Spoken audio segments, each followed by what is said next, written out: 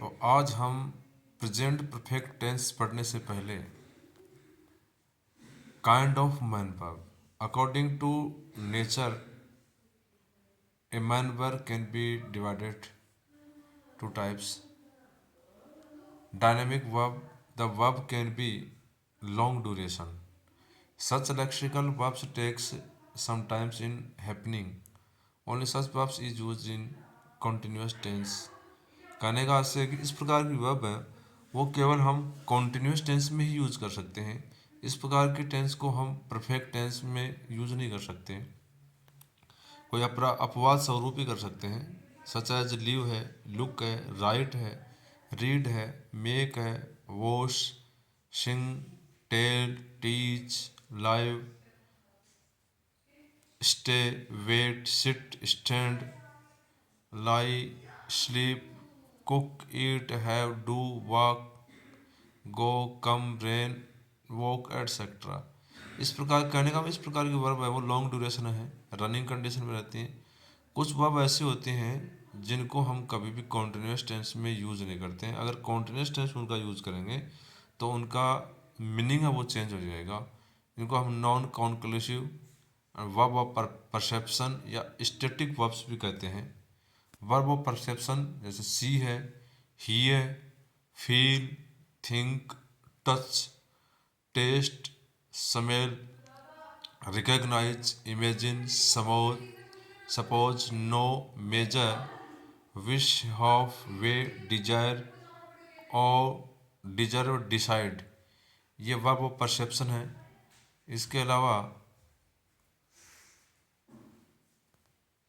Non conclusive verb meet, find, forget, remember, mind, pardon, forgive, excuse, love, hate, like, dislike, agree, disagree, doubt, belong, possess, prefer, gaze, break, get up, suppose, understand, ये non conclusive verb हैं। ये भी कभी ING form में use नहीं होती हैं।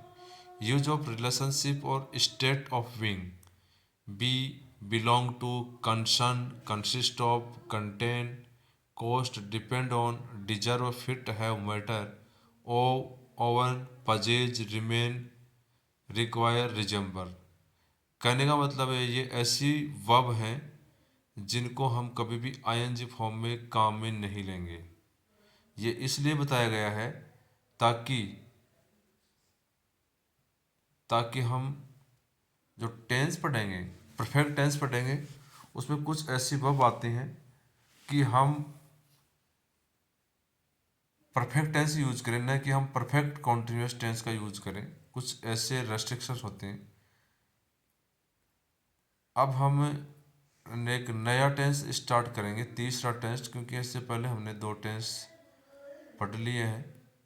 तो आज हम तीसरा टेंस पढ़ेंगे, प्रेजेंट परफेक्ट टेंस। पहचान, किसी भी हिंदी वाक्य के अंत में चुका है, चुकी है, चुके हैं अथवा या है, यी है, ये हैं आदि शब्द आते हैं तथा वर्तमान काल में कार्य में पूर्णता पा जाती है। कहने का मतलब ये है कि अगर जो जिस भी घटना की हम बात कर रहे हैं उस घटना की इस टेंस में पूर्णता पा जाती है, मतलब वो कार्य कंप्लीट हो जाता है। हेल्पिंग वर्ब हैज और हैव होते हैं। Has, he, she, it, name और singular subjects. Have, I, you, we, they या प्लूरल सब्जेक्ट। मैन वर्ब की थर्ड फॉर्म जिसको हम प्रेजेंट पास्ट पार्टिसिपल कह सकते हैं, वर्ब की थर्ड फॉर्म को हम पास्ट पार्टिसिपल कह सकते हैं। आंजी फॉर्म को हम प्रेजेंट पार्टिसिपल कह सकते हैं। Adverbial just, yet, as yet, already, so far, by now, till now, up to now, by this time, by this moment, recently, lately. विशेष करके हमें कंपटीशन के नज़र से जो एडवर्बल्स हैं उनको हमें अच्छी तरह से कंठस्थ कर लेना चाहिए। इसके बाद जनरल सेंटेंस, मेरे पिताजी बाजार गए हैं। अब चुका है, चुकी आते हैं तो हम आसानी से बच्चे पहचान जाते हैं। मेरे पिताजी बाजार गए हैं, इसके जगह ये होता है कि मेरे पिताजी बाजार जा चुके हैं, तो स्टूडेंट इजीली इसे को पहचान जाते हैं। लेकिन हमें क्या है, कार्य की स्थिति देखने की, कार्य मेरे पिताजी बाजार गए हैं, इसका मतलब पिताजी बाजार जा चुके हैं। हमें कार्य की स्थिति को देख करके भी वाक्य को पहचानना है। माई फादर, एक ये सिंगुलर है तो हैज आ गया। वर्ब की थर्ड फॉर्म आएगी gone to market. My father has not gone to market. Interrogative है तो has my father gone to market. Interrogative negative बनाएंगे तो hasn't my father gone to market question mark. हम एक चीज को थोड़ा ध्यान से देखें, जो मैन वर्ब है बड़ा इजीली तरीका है कि टोटल 12 टेंस है जिनमें से हर टेंस 3 होते हैं। प्रेजेंट, चाहे पास्ट हो चाहे फ्यूचर हो। मैन वर्ब याद करने में हमें ज़्यादा दिक्कत नहीं होगी। जितने भी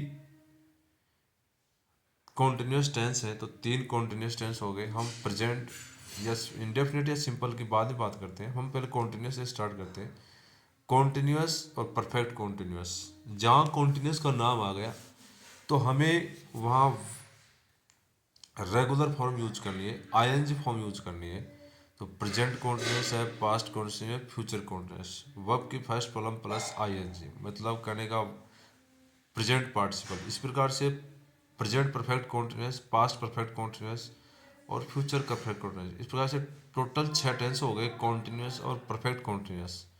तो हम 6 के 6 टेंसों में आईएनजी फॉर्म काम में लेंगे। इसके अलावा 3 टेंस हमारे परफेक्ट हो गए, प्रेजेंट परफेक्ट, पास्ट परफेक्ट और future perfect.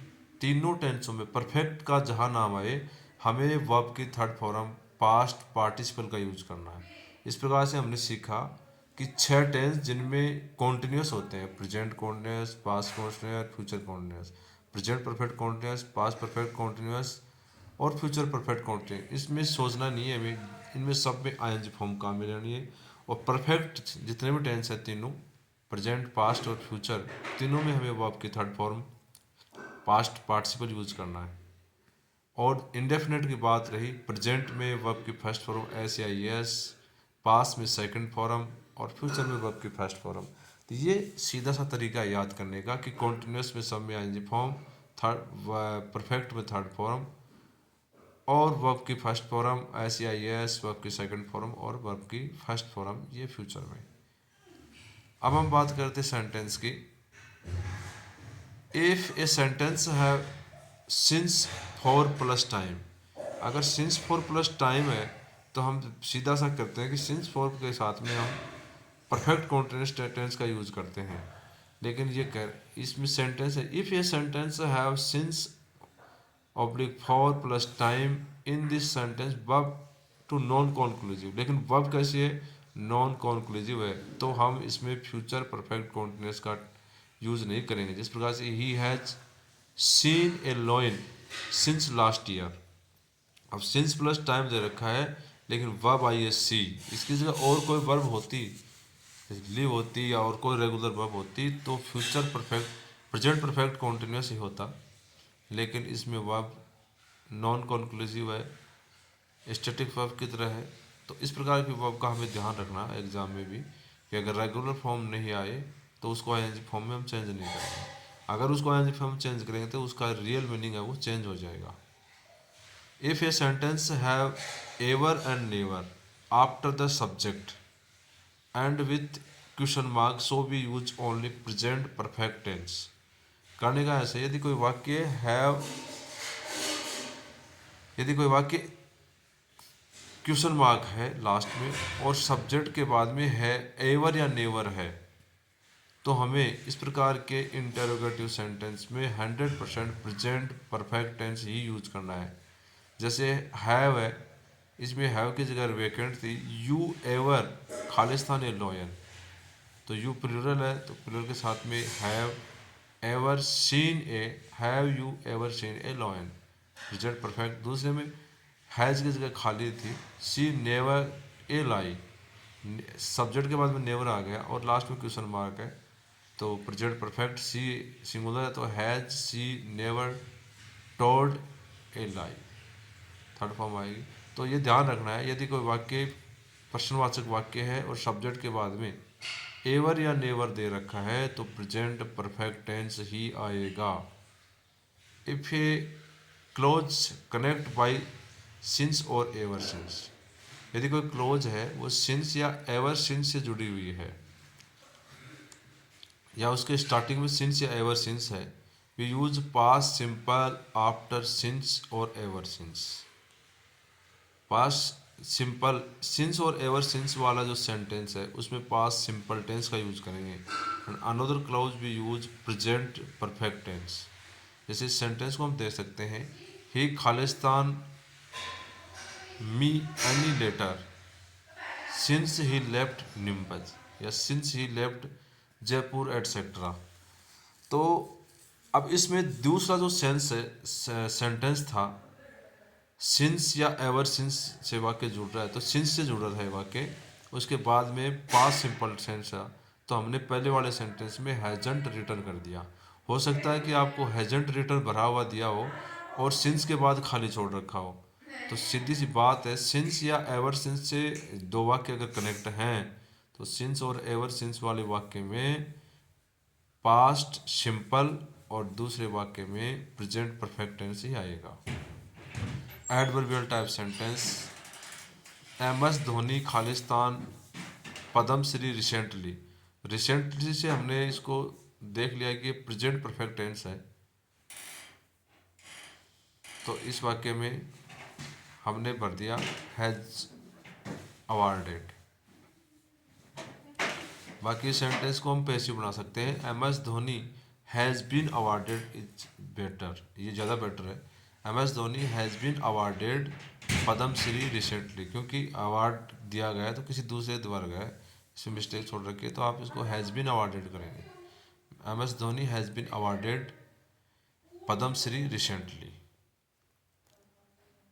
Show far I have had any problem, है वाक्य में दे रखा था, तो शो फार से हमने इसको जज किया कि ये वाक्य एडवर्ब है, प्रेजेंट परफेक्ट का है, और हैव वर्ब है, तो एक हैव और हैड दूसरी मेन वर्ब है और हैव इसमें हेल्पिंग वर्ब है। मुझे जाना पड़ेगा, अगर इस प्रकार का सेंटेंस तो आई हैव टू गो, इस प्रकार से हम ट्रांसलेशन कर सकते हैं। इसके अलावा कुछ वर्ड्स होते हैं, हम एक सूत्र बना सकते हैं, सम एनी नन ऑल और most. Some any none all और मोस्ट, ये सिंगुलर भी हो सकते हैं, प्लूरल हो सकते हैं। तो इस प्रकार ये जो पांचों वर्ड अगर आ जाएं तो हमें ध्यान रखना है कि बाद वाले जो वर्ड है, नाउन है, अगर वो प्लूरल है तो हम वर्ब का प्लूरल वर्ब का यूज़ करेंगे, अगर सिंगुलर है तो सिंगुलर का यूज़ करेंगे। कहने का मतलब है कि बाद वाले नाउन या नाउन के बाद उस नाउन के अकॉर्डिंग, जैसे सम बॉयज है तो प्लूरल हो गया, सम बॉय है तो सिंगुलर, तो उस प्रकार से हम वर्ब का यूज करना है। इस प्रकार से हमने आज प्रेजेंट परफेक्ट टेंस को पढ़ा, साथ में हमने जाना कि किस प्रकार से हमें मैन वर्ब का यूज करना है। तो ये हो गई आज का हमारा प्रेजेंट परफेक्ट टेंस। अगली क्लास में हम अगला टेंस पढ़ेंगे। धन्यवाद।